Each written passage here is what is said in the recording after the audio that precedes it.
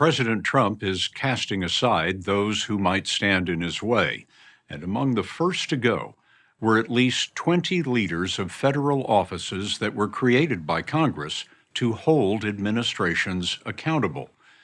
You may not know it, but after Watergate, Congress set up a system to audit the executive branch and ensure the rights of federal workers. Those offices became known as watchdogs. Congress has guarded their independence from politics so that no president can use these powerful auditors to punish enemies or hide their own fiascos. But now, for the first time in 44 years, President Trump has fired these officials en masse. One of them is Hampton Dellinger, who has a warning about what America is losing as it's firing the watchdogs. The story will continue in a moment. Going forward, you're always going to have now a person in my position who's going to be dependent on the president's good graces. That is not how Congress set up the position. That's not how it's been for the past 50 years. But that independence, that protection is gone. And the message that sends to the watchdog agencies in general is what? I don't think we have watchdog agencies anymore. The inspector generals are gone. The head of the Office of Government Ethics is gone. I'm gone. The independent watchdogs who are working on behalf of the American taxpayers, on behalf of military veterans, they've been pushed out. Before Hampton Dellinger was pushed out, he was head of the Office of Special Counsel, no relation to the office of the same name that prosecuted President Trump. Dellinger's office is where federal workers can bring employment complaints and where so-called whistleblowers, government employees, can report wrongdoing. So if a person sees fraud, for example, in the Department of Defense, and they're afraid of telling their supervisor because they think there will be retaliation, they go to you. They can, and that was a decision not by me, but by Congress, that employees in the executive branch who are seeing something going wrong inside of an agency need a safe place to go that's still in the executive branch, but that is outside of the agency. And it works. A recent report said whistleblowers helped the Office of Special Counsel find $110 million that was owed to veterans and uncovered the overprescription of opioids at a VA clinic. Thank you for considering my nomination to head the Office of Special Counsel. Dellinger is a Democrat appointed by President Biden and confirmed by the Senate. My job, though, was not partisan at all, and my track record I will stand on as someone who has played it by the book. I'm not looking to promote a president's agenda or thwart it. I'm just trying to make sure the laws are followed. And you filed cases against the Biden administration. Time and time and time again. Dellinger's present term was supposed to run into 2029. What was the first moment that you learned that you had been fired? A Friday evening, when I got an email from someone I didn't know purporting to be with the White House who said, "You've been terminated, thank you for your service."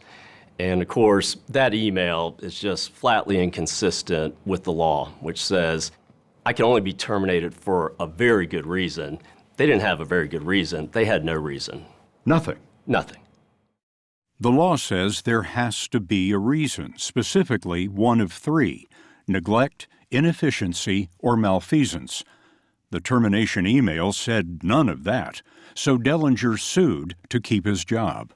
I think every American respects the presidency, but I knew that this order, this directive, was unlawful.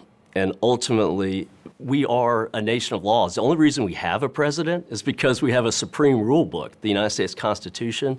So as much as we all want the president to succeed, it's got to be within the framework of the law. But the law may have been ignored just 4 days into Trump's term, when he fired 17 inspectors general all at once without cause. The inspectors general, or IGs for short, were auditors of top departments including defense, Veterans Affairs, and Foreign Aid at the U.S. Agency for International Development. Paul Martin was Inspector General there. Over the years and over the decades, we've been independent, apolitical, nonpartisan watchdogs in our agency with the goal of improving the functioning of that agency to save money and to look out for the taxpayers. Martin policed billions in foreign aid spending. Trump shut down USAID early and in haste. In the chaos of mass firings, emergency aid stopped moving. So Martin did his job, writing an alert that warned that $500 million in food aid might spoil or be stolen. We issued the alert on a Monday. On Tuesday, I was terminated. What did that tell you? That someone read our report. Have you ever been fired by a president before? I have not been fired by a president before. But some people watching these events say, doesn't the president always bring in his own team? He may bring his own team in, but there's been an agreement between Congress and administrations over the last 45 years that inspector generals are different. They're chosen to be apolitical, nonpartisan oversight officials in each government agency, and that has been respected from administration to administration. Paul Martin started in IG offices 25 years ago under Bill Clinton. He was Inspector General for NASA in Trump's first term, and then Biden's. I've worked over more than 6 presidents, and I've never had a concern that issuing an audit or an investigation, even with what would be perceived as negative findings, could impact my employment. In these first weeks of the Trump administration, what is happening to these oversight offices? They're being dismantled and effectively being destroyed. Andrew Buckeye is a former CIA officer and a lawyer who has written federal regulations protecting whistleblowers. Now it feels like an intentional dismantling. They're going after the things that someone who knows how to dismantle the system goes after. And that's maybe perhaps the scariest part. David Kligerman is a former State Department attorney. Together, they represent whistleblowers for the nonprofit group Whistleblower Aid. Whistleblower Aid represented a client in the first Trump impeachment. What is the purpose of firing a Hampton Dillinger or the inspectors general? It's, in my opinion, to prevent the truth from coming out. The entire purpose of having a Hampton Dillinger or the IG system is to ensure that there's transparency within government. This is removing the umpires. This is just taking the umpires out of the game. There's no place to go. If you can't go to the special counsel or they effectively neuter it, then there's nowhere for you to go. This is a very, very big deal. But not a big deal, according to the president. He told reporters on Air Force One that firing the watchdogs is, quote, a very standard thing to do. He's wrong. No president has fired the heads of the watchdog offices en masse in 44 years. That was Reagan, when the offices were brand new, and he rehired a third of them. And the reason you were given for being fired was what?